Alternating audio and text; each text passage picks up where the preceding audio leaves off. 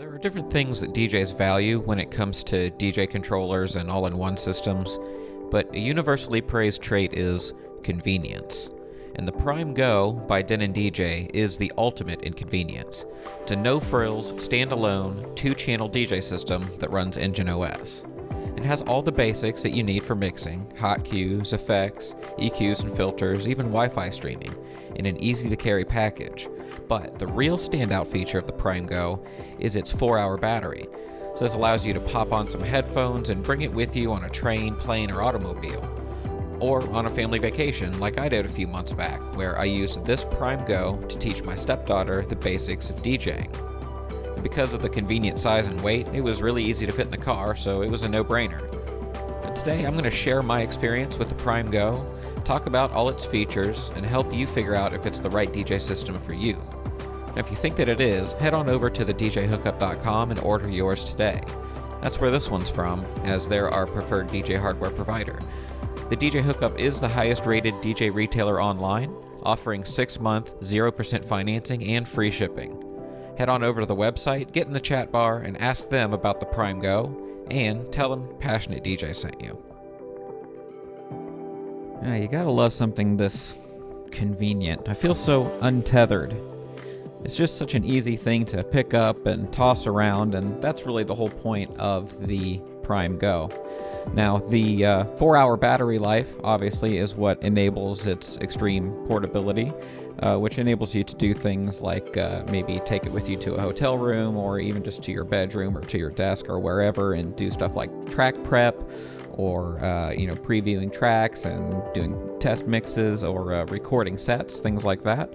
But also, just because of the general design of the PRIME Go, it's designed in a way to just really be able to be pick up and go. It's very backpackable. You can just, grab it and go wherever you're going to go. So it's a really handy, convenient, all-in-one DJ system for $1,000. Convenience is going to be the theme that you hear over and over again in this video, because that's really the target for this piece of hardware. Now, the thing that I like about the layout of the PRIME Go is that it is compact without being cramped, which is a delicate balance on something this size that you want to be portable. And I also like the fact that it's substantial without being heavy. So it definitely has some heft to it, but it's not inconveniently heavy. So they definitely have all the dimensions and the weights and all that stuff right for this kind of hardware. Now, I've actually been holding on to the PRIME Go for a few months now. In fact, several months ago, back in, on New Year's Eve, my family and I take a traditional trip to Tennessee. There's a place out there where we stay, and I decided it would be fun to bring this PRIME Go with me. Shout out to the DJ Hookup for letting me borrow this one. And I thought it would be fun to actually not just bring it for my own use, but to teach my stepdaughter the basics of DJing. I thought this would be the perfect sort of setup for that, because it's got everything you need and pretty much nothing more. So we packed this up, brought it with us, and set it up. And, I didn't go too in-depth with it. I didn't teach her, how to manually beat match or any advanced techniques. Really just how to search for music, how to browse and load tracks, how to do basic transitions and EQing, a little bit of filter work and stuff like that. So we basically had like 3 days to teach her how to DJ. And so we're going to be following her journey just a little bit as we do this review of the PRIME Go. So we're not even going to touch the Denon yet. Where we're going to start is with music shopping. So as a DJ, your main job is to choose the tracks that's going to set the party off, right? So just pick like whatever songs that you like the best out of this, maybe like eliminate half of them, and then we'll kind of base your New Year's set around that. All right. Sound good? Yeah.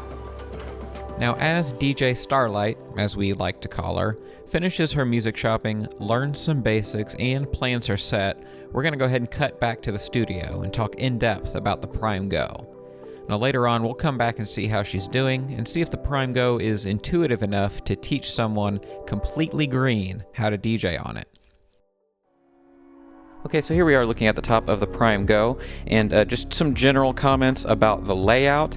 Obviously, it's a nice compact design. It doesn't feel terribly cramped. There's, 4 beat pads above each deck rather than 8.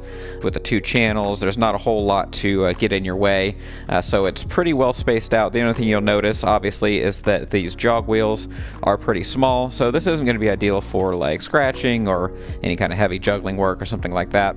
They do move very smoothly, and they feel good, and it's really easy to cue things up and stuff like that. So I think generally speaking, the overall theme with the Prime Go is, as far as the build quality, is that it's built tough rather than premium. So everything, has pretty good build quality. All the knobs feel substantial. The up faders have a little bit of resistance to them. One thing I will complain about, however, is the finish. I started to kind of clean this off to make it pretty for the shot, and I took a microfiber towel and I just gently wiped this spot off here, and that's what happened. You can see here, this is a microfiber towel I used. It's not bringing any paint off or anything, just a little bit of that shimmer has come off, and I seriously just, maybe 5 times went and that was the result. So while I do my best to make these things look best for you right as we take these shots, I'm just going to have to deal with the fact that there's just a little bit of a dull spot where I wiped it just a few times, so it's something to keep in mind. So I just want to focus here on the screen for a moment and talk a little bit about browsing and loading tracks. So you can come down here to the browse knob and do this in the old-fashioned way where you scroll with this nice chunky knob, and then you could use the load buttons here to load it into either deck, just like that. Then we could spin to queue it up and start our track. If we hit the view button, which is just right here out of the shot, it'll bring us back to the browse. Now we can also, of course, being that this is a touch screen, we can just scroll, tap the track that we want to load, and you can actually do a swipe motion. You could do a left to add it to your prepare list if you think that you want to play the song soon but you're not quite ready to, or if you want to go ahead and load it now, you can swipe right and then just tell it which one you want to load into, and there we go. Now, of course, you can use these back and forward physical buttons here to sort of go back through the folder structure here. Or, of course, you can just do that stuff by touch as well. While we're in here, I'll go ahead and show you a little bit about the control center, which is what happens when you grab the top of the screen and swipe it down. So here we have the Q button, which is your quantize. So that means whether it snaps immediately to your beat grid when you hit one of the hot cues, whether that happens immediately or it snaps to grid in time. You can enable or disable the crossfader right there, and you can change the contour of the crossfader right here. So if you want to make it a sharp cut, maybe you want to do a little bit of scratching, it is possible to switch this to a very sharp cut and do a little bit of scratching on it. Effects enabled and disabled, your stop time for your tracks, kind of like if you want a turntable break effect, and then your continuous play. You've got your user profile settings here, and you can choose all kinds of different stuff in here, whether you've got your default speed range as +8, kind of like a turntable, or if you wanted to be able to go all the way up to 50% to change your pitch, what type of sync mode. Here we've got the whether the sync button is a toggle or a shift disable, just little things like that, how your cue points and loops work, your display settings, how long of a warning you get till the end of your track, whether you have a lock on the deck that's playing. Then, of course, we've got some normal system settings in here. You can enable or disable your Wi-Fi connection right there. I'll hop over to the Services tab really quick, and you can see that it supports BeatSource and Beatport Link, SoundCloud, Tidal, and Dropbox. So if you want to use sort of like a cloud service to be able to DJ rather than use like a USB or SD card, you can do that. It also supports Ableton Link, which is an easy way to synchronize to other devices that use Ableton Link over a network. And then the engine lighting and the settings for that. You've got various mixer settings in here, what kind of EQ you're using, the crossover settings for it, how much of a resonance there is on the filter, and you can enable, disable split Q, and then your mic attenuation, and whether or not the mic actually goes to your booth. And moving down to the mixer section, once again, the up faders, you know, they feel fine. They've got a decent resistance to them. And so does the crossfader. You're not going to have like an innovator or something like that. Once again, this isn't the ideal scratch mixer, but that doesn't mean it can't be done. I do have a complaint about the metering situation, which is that this is only a master meter. It does not monitor your per channel levels. So if I've got a track playing here, it's really hard to tell if the track I want to bring in on this side is going to match in volume because I can't visually see that ahead of time. So ideally, Denon DJ would let us hit some button that lets us change between per channel and master metering, or at the very least, give us an on-screen option to see that metering, or the solution could be to add auto gain, which this does not do, so that the software on board could adjust the volume for you. So a little bit disappointed in the metering situation on the mixer. But heading over to the individual deck section, you pretty much will know everything that's going on here. You've got your cue and play buttons, and they click. I'm sure you can hear that. And I think that's the right call on this unit, is to have most of these buttons have that kind of clicky responsiveness to them, being that this is something that you might carry around, and you want really sure feedback on something like this. You've got your looping function right here. You can click this in. It will grab a loop, and then you can adjust the size of it by twisting the encoder. And if you hold the shift button and you hit twist the auto loop, it will actually do a move. It'll move the loop down and up the waveform. Of course, across here you have your hot cue saved loops. You've got a roll function here if you want to do a roll effect on a repeating loop, a momentary loop, and then your banks right there. Of course, you've got your sync button here. If you hold the button down, it will enable the key sync function. Just like you can synchronize tempos, you can synchronize matching keys. And if you go above the decks, of course, this is where you will see the 3-band EQs and your gain or trim levels. Unlike a traditional mixer, they are horizontally laid out here rather than being up here. Obviously, this is to save some room and keep it nice and compact without cramping anything. And you get used to this really fast. Everything works the way you expect. It's just laid out this way instead of this way. All right, what do we get here? Pair of beat solos, skull candies. Oh no, here we go. Some groove ons. 988, baby. Hashtag real DJs. The way any of these on speakers sound. A brand new speaker. And there we go. It's not function 1, but it'll do the job.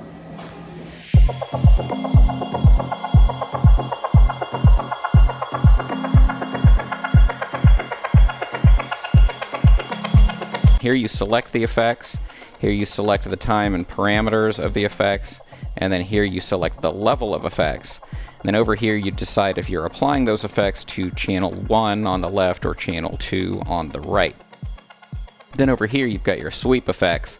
So on the right you have an echo out wash effect, and on the left, the A button, then you have a filter that's applied to this. So I'll show you what I mean. Here's your filter.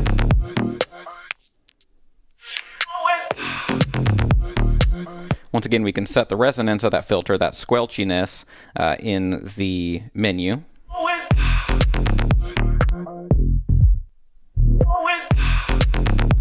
And then we have our wash, our echo out effect.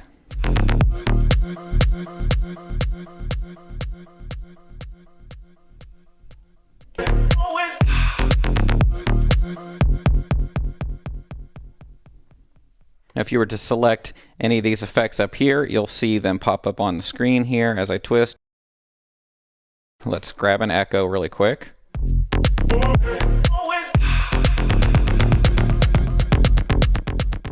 Okay, so that's our echo.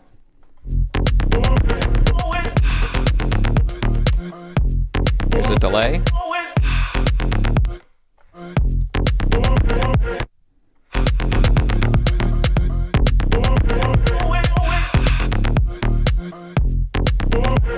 Hall effect.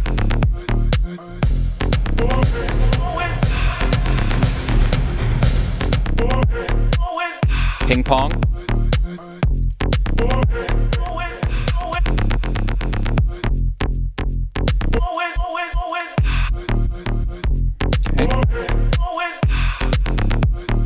Auto gate.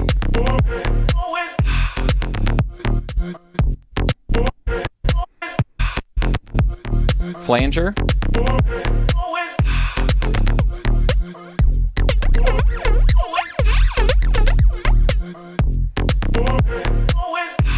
LFO filter.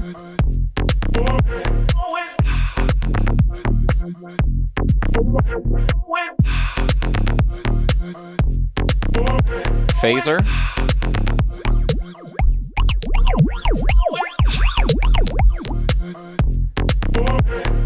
Crush, bit crush effect.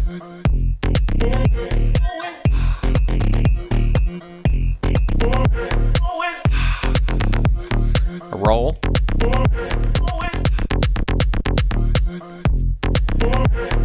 A reverse roll.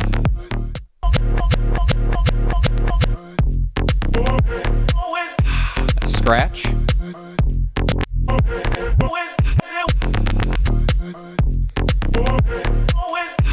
And reverb.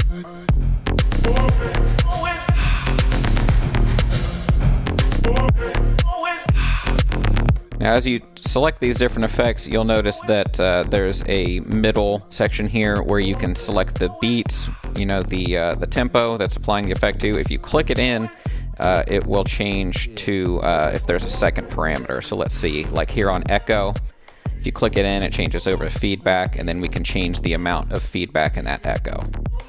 And then just heading on to the other side here, instead of effects controls, we have separate mic volumes for 1 and 2. You can turn those on and off there, your booth control, and your master output. And here is how you can eject your USB or SD card or whatever you're using. Just click that in, it'll ask if you wanted to remove it. So I think now what I want to do is go ahead and spin this around. So that should be pretty easy to do since we can just unplug the unit, and now we're working on battery power.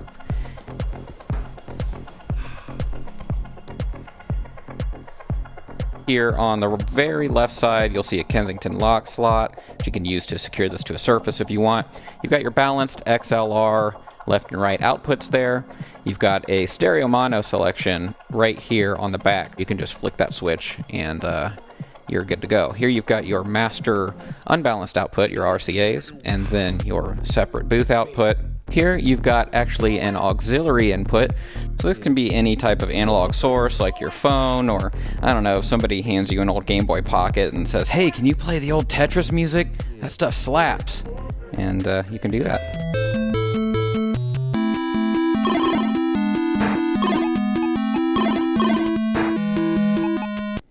You know, the game of Tetris has a fascinating history itself. In 1984, a Soviet software engineer named Alexei Pajitnov tried to recreate a game from his childhood that featured something called pentominoes, which are 12-sided... sorry, I guess this isn't the time or place for that. Here we have XLR quarter-inch combo jacks for each microphone. Here you have a USB-B port. Being that this is a standalone device, you would normally hook this up to a laptop using this. You're probably not going to be using this much except for the occasional software update. Here's where you could plug in your USB media, like a thumb drive or something like that. Here, if you want to connect to Ethernet to say, for instance, do sound leak control of lighting or video mixing, something like that, you would connect that here. And then, of course, your power connection. And just a few things worth mentioning here on the front. Of course, you have your large and small headphones jacks. You've got your Q mix, whether you want to hear more of the master output or the Q in your headphones, you can select that here. You can adjust your headphones level here, and then this is the volume input level of your auxiliary port, whether that's a Game Boy Pocket or something else. Now here you have an SD card slot. This is another input option instead of a USB thumb drive if you want to use that. One nice benefit of using this instead of a thumb drive is that you can see it sinks in there flush. And so if you put that all the way in there, it'll click in and it'll stay. It won't stick out. Whereas if you have a USB thumb drive on the back, it will be kind of precariously sticking out the back there. So if you're going to do something like put this on your lap, move it around from place to place, stuff like that, it's probably actually a better idea to get a decent capacity SD card and just put it in here and leave it.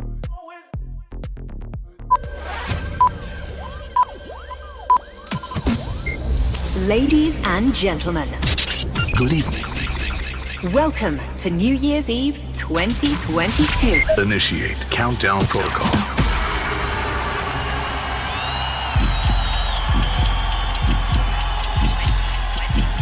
"30 seconds till the year 2022.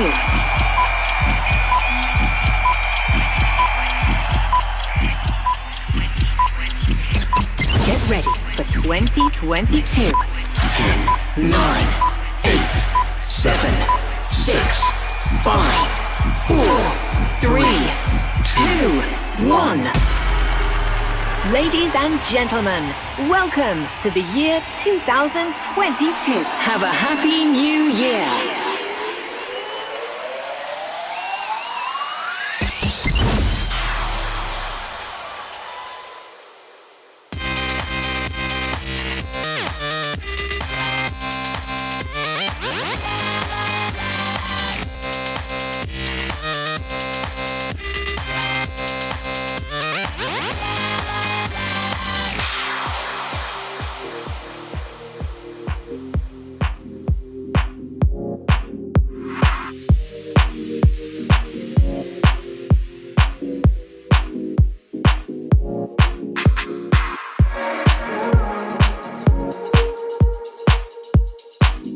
So there you have it. That's the Prime Go. Once again, it's got everything you need and not much more. It doesn't go crazy with the effects or the connectivity or anything like that. It has your basic hot cues, your basic EQ, your a standard effects section and filters and all that stuff, and that's about it. And you combine that with a perfect form factor, extreme portability, and that 4-hour battery, and you really have an appealing product here. Now, I think, as I hope you'll agree, that DJ Starlight did an amazing job learning over that 2 or 3 days with the Denon DJ PRIME Go. And if you'd like to listen to the entire set, we actually recorded the whole thing, and we put it over on the Passionate DJ Performances channel under DJ Starlight. I'll put a link to that in the description below for DJ Starlight's first ever DJ set. Go check it out. So who is the Prime Go for? Well, that's kind of an easy one on this one because it's kind of for just about anyone. Any DJ who wants that portable setup, whether it's the one that you're using all the time or you want it as a backup or a secondary type of system. So for example, perhaps you have a set of SC5000 or 6000s, then you could have this as a secondary sort of backup system so that you're still maintaining your normal Denon engine library. But if you just want to play at a little coffee shop, or you just want to, take this to your room and do a little bit of practicing or, whatever, this can do everything that you need to do in 2 channels. And so this is, once again, just to continue the theme, an extremely convenient product for just about anybody. The most obvious thing that you might compare this to would be another Engine OS product, which is the Numark Mixstream Pro, and that's actually significantly cheaper than this one. That one comes in at $599, but it takes away that battery. However, it does add onboard speakers, which is pretty cool. So if the battery sort of portability where because if you're bearing in mind, if you're going to be playing this like in a gig or you're going to be playing a show, you're still going to have to connect wires to something, to speakers or so on.